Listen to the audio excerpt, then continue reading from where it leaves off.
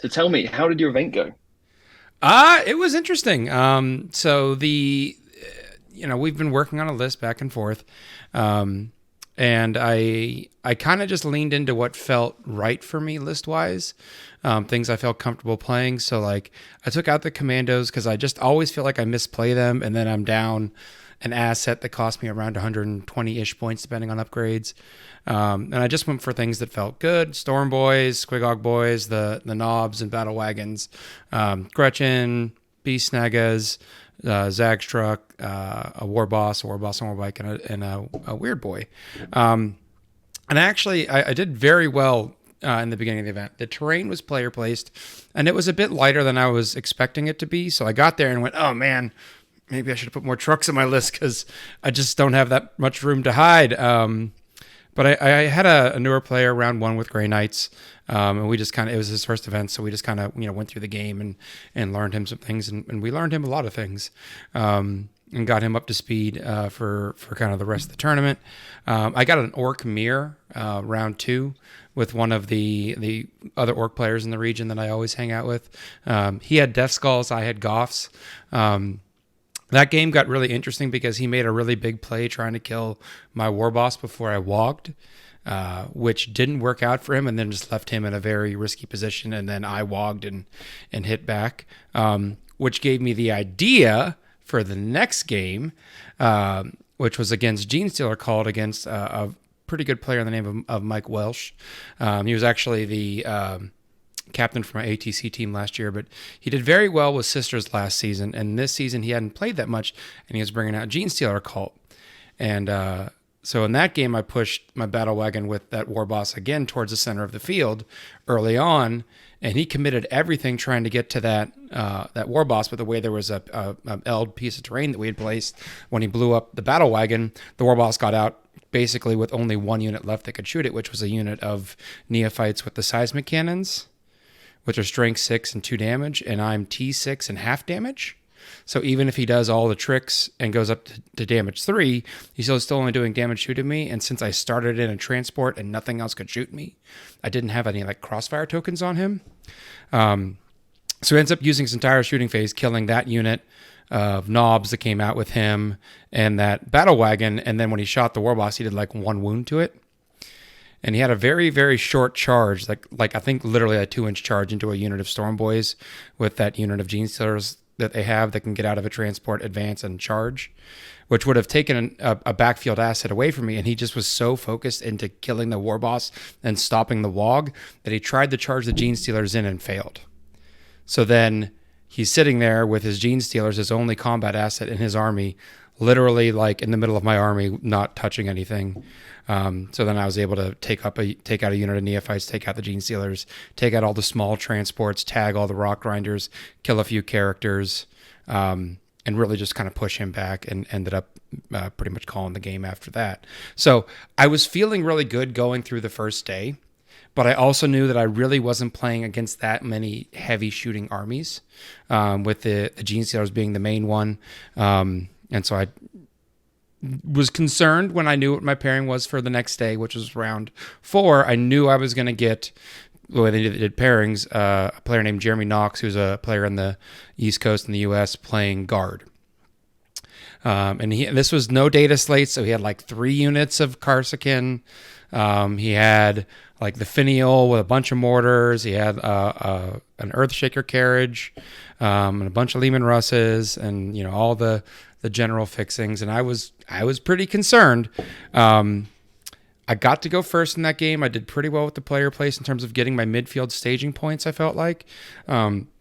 He was able to pick up, I think, 18 of my Storm Boys.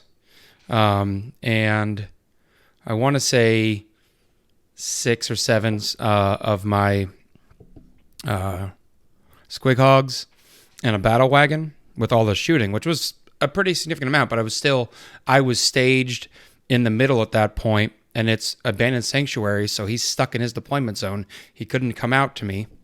And so when I wogged that turn, I hit 8 charges into his deployment zone, which really put him on the back foot. And I learned I thought I knew what I was doing, because my plan was I got to kill all the Karsukin, I got to tag as many things as possible, and just hold him back there, and I'll grind out the score at that point. I messed up which unit of the Karsukin has like the Barberton's key or whatever it is that like lets them teleport. So I went and touched I killed one unit of Karsukin, and then used a unit of Beast Snaggle Boys with the extra pile in and consolidate to tag the Earthshaker carriage, because it's immobile, so it's never getting out of combat, and wrap another unit of Karsukin. And I thought the unit I killed was the keyed unit, not the unit I wrapped. The unit I wrapped was the keyed unit.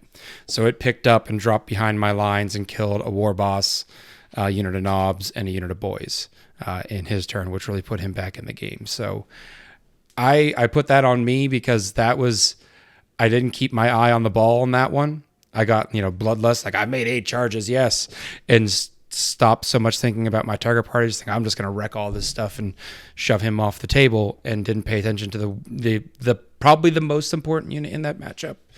And then I also made a mistake of I left a weird boy alone on an objective, thinking, oh, I'm gonna fight and I'm gonna tag the mortars and it's gonna be fine, forgetting they have an order for fall back and shoot. So he fell back and shot and killed the weird boy on an objective. So I didn't really score that much primary in that game. Typically, I found with orcs that when I'm pushing in and I'm smashing into a guard army, I'm scoring 12s the first few turns, but I'm going to die, and eventually they're going to catch up.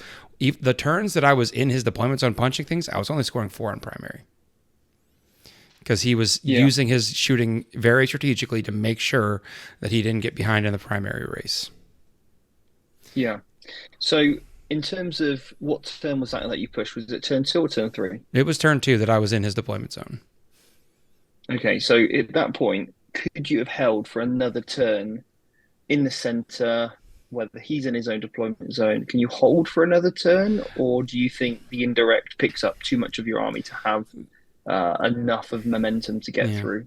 The indirect is certainly effective. The issue, I think, if I held, is he had enough movement with his vehicles on his flanks that he could have moved up to get angles to my little staging areas, I think. So you did have to push. You did have to push then, which is cool. So I think really what we need to do at this point is, when you're thinking about, okay, this is the turn I need to push, it's going through those questions that you need to ask every single opponent, every single turn when it matters most. You've identified this is your big turn. This turn makes or breaks the game. And obviously it was in your grasp, right? So a few questions. And again, it's making sure you're saying, okay, which units of your army can fall back and shoot? Because then you know whether you tag or wrap. Because if it's a case of, okay, cool, one unit can fall back and shoot, great, we'll tag multiple things. And then you're limiting their fire. Which units can shoot into combat? Are there any?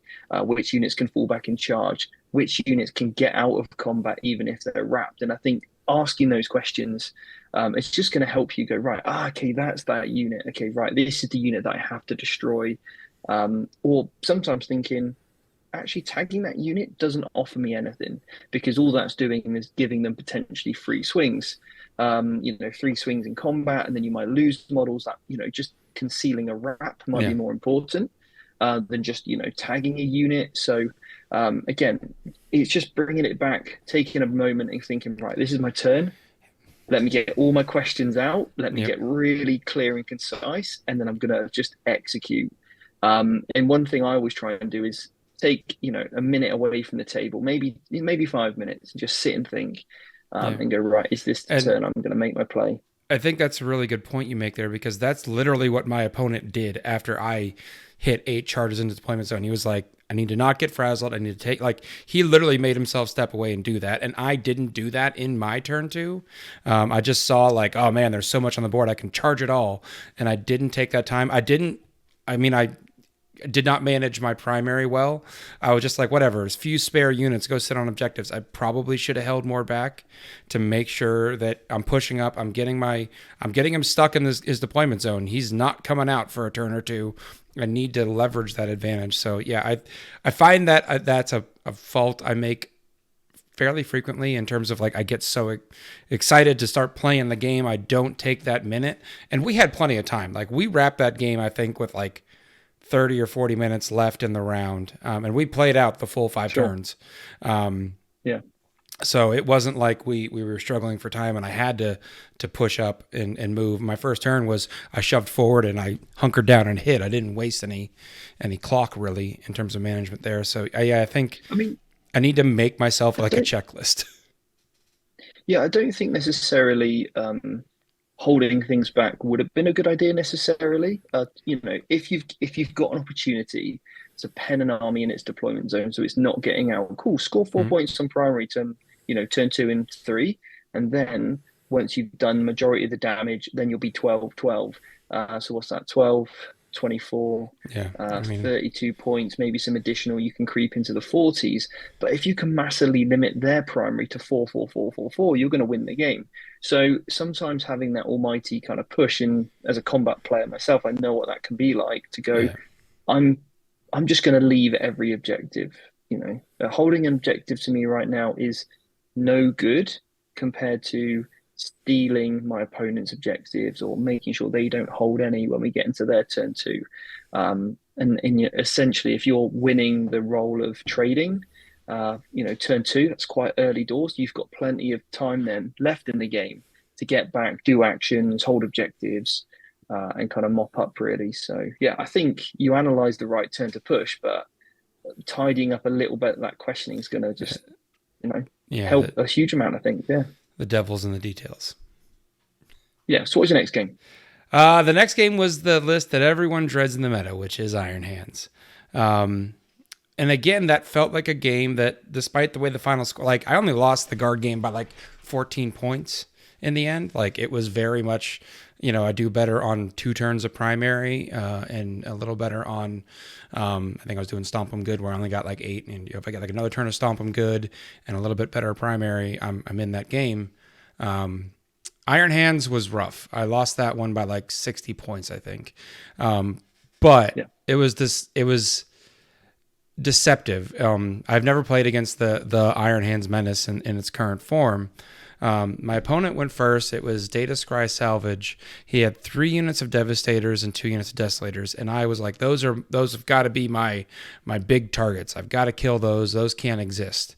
And I didn't really respect the rest of the shooting in the list. He had like 2 units of Vanguard, 2 units of Infiltrators, the Character Dread with the Volkites. Yeah, a couple land speeders, and then a unit of Eradicators, and of course the support characters. And so he went first, and his shooting was like, it's still pretty devastating. He took he brought his drop pod in, and between that and brought 1 unit of Devastators out of cover and 1 unit of Desolators out of cover, killed my battle wagon, and between the get outs and the indirect from the Desolators, killed all but 2 or 3 of the knobs in that unit. Killed like, I want to say close to 15 Storm Boys, and killed 2 units of Squigogs actually. And I was like, okay, I've got like, I don't like to wog turn 1, but he has given me this drop pod 9 inches from my deployment zone with all of these Devastators looking directly into the back of my deployment zone. I can't let him be alive. So I decided to wog turn 1 to try to push out and punch him as hard as I could and then try to survive on the invuln. And I managed to pick up 14 of the Devastators, 1 unit of Desolators, a unit of Infiltrators, a unit of Vanguard Vets, which felt pretty good. And I tagged the remaining unit of Desolators. I was like, I'm feeling like, okay, I have punched back hard enough. But it was not hard enough. Between the rest of his shooting, basically every asset I had exposed that turn died. From the remaining shooting, which was surprising. I thought that was almost a killing blow in terms of my damage output, but I didn't respect, like, the Volkite Dread is a very good profile into orcs, because it's like, oh no, it's AP1. I'm like, that's plenty. Like, I'm mostly just living on a 5-up invuln. And that was enough to like nuke a couple squads. I ended up eventually getting the bike boss into that guy, and he bounced off him, and then, CP, fallback, shoot, and then you're like, oh, cool, that was a great trade. So it was definitely a rough matchup between failing to pick up a few, like leaving 1 infiltrator alive so I could just run around and obsec objectives off me, and that indirect really just hammering down on all of my units that were trying to hide behind walls on objectives. Like Gretchen, just I scored nothing on good bits because Gretchen either had to hide in transports or die. Those were their choices. Because as soon as they got out, all of the Desolators just opened fire on them. That 1 unit of 5 still managed to just grind them apart. Out of interest, how far was the drop pod from your deployment zone? He brought it in literally 9 away from my deployment zone. Like, okay, so could you, instead of Warg in that turn, could you have just charged in with every single unit in your army, aside from characters, set up heroic intervention, so you're 3 away from that drop pod, and obviously it can't fall back. So obviously you kill the Devastators, pile into the drop pod, and just make sure your entire army is 1 model from each unit is just touching that drop pod, and then that way in his turn 2 he can't shoot anything. You'll lose something when he brings in the Vanguard vets, but maybe it's a unit. You obviously then kill the drop pod in his turn, and then your turn 2 you warg, and then you hopefully have enough momentum then, and you've already gained maybe a good 8 inches, 9 inches, 12 inches up the table, that you can then really push on from that point. So I think that is the biggest play in my eyes when I play against a drop pod. If they bring it anywhere close to my lines, I am going to touch it. So it cannot fall back, so it cannot be shot. Yeah, and then it's literally everyone just touched the drop pod. I did touch the drop pod. It was the war boss and the remaining knobs went and killed the Devastators and touched the drop pod. I hadn't considered just sending them up. I could have to go back and think about the measurements because I know the war boss needed to hit a pretty decent advance to get a reliable charge because he was more. That unit that died was more towards my midline, and he had put the drop pod on an extreme flank of mine. So from my long board edge, it was in kind of his left hand corner, or my side, my left hand, his corner. So I certainly could have done that. There was plenty of real estate there to tag objectives and still touch that. I don't know that how many units I've been able to get up there, but that's a good thought. I hadn't really thought that maybe don't log here. Because I had made it to a staging point of player placed. I had a staging point on my other flank where a lot of my units could make it to, and then go for his base the next turn. So yeah, that's that. I hadn't considered holding it. I just felt like, man, I took so much. I got to get that 5 up. But I know the longer you hold the wog, the better. I mean, it's to be truthful, it's a terrible matchup.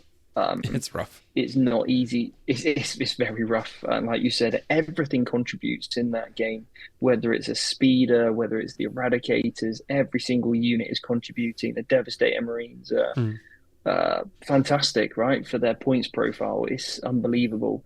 In the Desolation Marines just hurt. That's what they do. And it's such an unfortunate thing that Desolation Marines have skewed the meta so much as they have.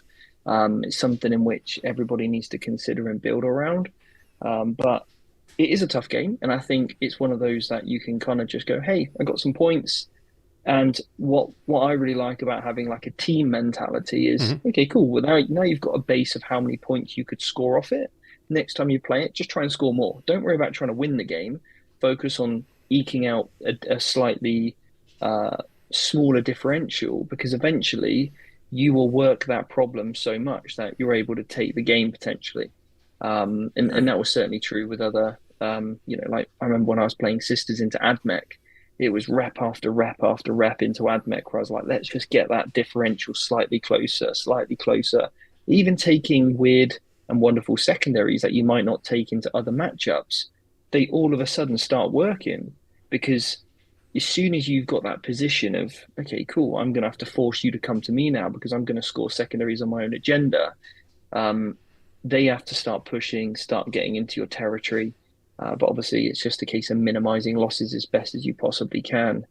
I mean, this is where the commandos come in clutch. Although they might not necessarily be the most valuable unit in regards to killing much, just screening out a drop pod for another turn can just give you a little breathing space to get you to that staging point. And if that 120 point unit gives you that little bit of breathing room for you to stage, and then while turn 2, that could be 120 points, that was Well very well spent. Yeah. spent. Yeah. So it's a case of looking at them and thinking, right, they've got this purpose in this matchup, but they've got maybe a completely different purpose in another. They'd be brilliant against Blood Angels if you get the roll off to go first, because you can screen out the Death Company from coming forward. So that would be, I would hate that if you Yeah. and I played and you've got five commandos. I'd be like, oh, that's a problem. So again, they can be really useful, and I think considering the prevalence of drop pods, yeah, it might be worth just re-looking at that unit. But yeah, something we can discuss. Yeah. It's definitely something for me to take a look at. Yeah. I guess I always look at them from like what do they kill, but not so much what do they gain me board position wise. So I think that's a good way to look at them. Yeah, I mean, I'm looking at taking swooping hawks in my list at the moment. Myself and Michael, we sat down today and we were looking at my Eldar list, thinking, although the Venga launcher literally nukes them off the face of the earth, Mm-hmm. and you know there is an expensive unit, 125 points or 150 for six, then okay, if I play Marines, what if they are literally cool? They start in deep strike for a turn, again in that matchup. And if they drop down, get an R&D for me and behind enemy lines, well, great. Well, maybe they've just scored 8 points for me. And then it forces my opponent to put 185 points of Venga launchers and indirect into that unit to take them off the table. So, okay, cool. I'll take the 8 points out of that game because how else is my opponent going to score 8 points with only 150? So I'm looking at that unit in a very different role as I would if I was playing against Genestealer Cult. Genestealer Cult, yeah, my swooping hawks are a damage dealer. Against most other armies, I can, do some decent damage with them. But in those matchups where they're just god awful, what other utilities can they have? And if it's just drop in or move forward and screen, yeah, give me some breathing room to allow my combat units to move up the table. So yeah, I don't think we can always look at a unit solely based on its like point for point Mm-hmm. trade, right?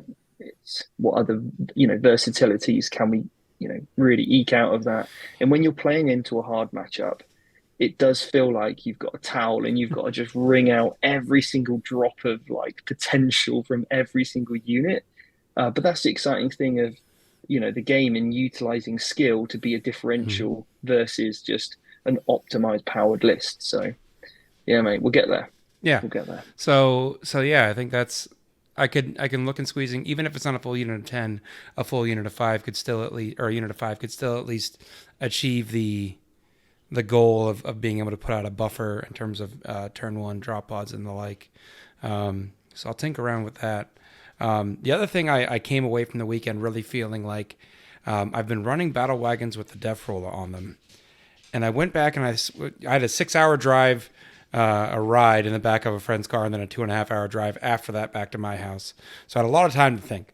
And I was sitting there and I was like, there never really was a moment that battle wagon ran into combat that was critical, but the putting the actual on the model, the def roller adds like another 2 inches to the length of that model, and really starts to make it hard to hide because it's Yeah. such a long model at that point. And so maybe there's some points there in losing the def rollers, and really just doubling down on these are armored boxes driving around to protect my units and maybe bump into things when I need them to bump into things.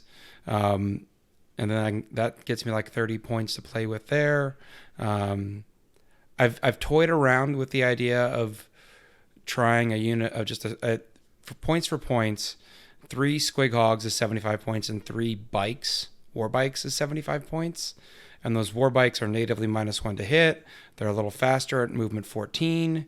They're less tough. They're T5 versus T6. And they don't have an invuln, but they're both 4-up armor save. But they're both core for action purposes. And the bikes don't hit as hard in combat as the squig hogs do, but I don't feel like I'm struggling to punch things Yeah. with the rest of the That army. -1 to hit though. Yeah, that -1 to hit could really come in useful. And they got Mhm. guns as well, Yeah, which certainly shouldn't be yeah, yeah. I mean, each bike at 9 inches is putting out 10 shots. So if someone does have some little screening units like cultists or or my gaunts or Jackals. whatever like that. That's a thing I currently don't have in the army, so I might want to play with those and experiment with those a little bit and see what they can do. Yeah. Because I think like it's going to make me have to be a little bit more precise with my damage dealing units, like my knobs and my characters. But it's still doable. There's not a matchup where I was like, man, I wish I had more to punch through this thing. There really wasn't much I've connected with that I really wasn't able to bring down. So yeah, something to think about there. I might have to tinker with that. But yeah, I'm liking how the list is playing overall. There's certainly things it struggles with, like phase caps and indirect, but I think those are surmountable problems. Yeah. So, Yeah. yeah. If we can deal with 90% of the lists out there, then we can just try and do what we can against the other 10%. Yeah. And if that's the case, then we're in a good spot. We're Yeah. in a great Yeah. spot. I'm happy with You that plan. you can't go into every game knowing or thinking you might win it. In fact, I go into most games thinking I'm going to lose it, and if I do win it, it's just a bonus. So yeah, Yeah. it's just kind of keeping like a healthy mindset throughout the entire process. But I think yeah, things we've took away from today's conversation: number one, take 5 minutes and step back from the table. Mm-hmm. Number two, if you can delay the war, then absolutely that might be the play. And number three, look at where can we eke out some points, maybe bring in some screening units and look at other utility units than just killing or point for point trading, mate. But yeah, smashing it. You're doing so well. I'm All right. loving it. I appreciate it. Excited to see what's up next. I've got actually a GT in another 2 weeks in Atlanta, so Right. go play on that one. See what I Well, can do there. yeah, mate, absolutely.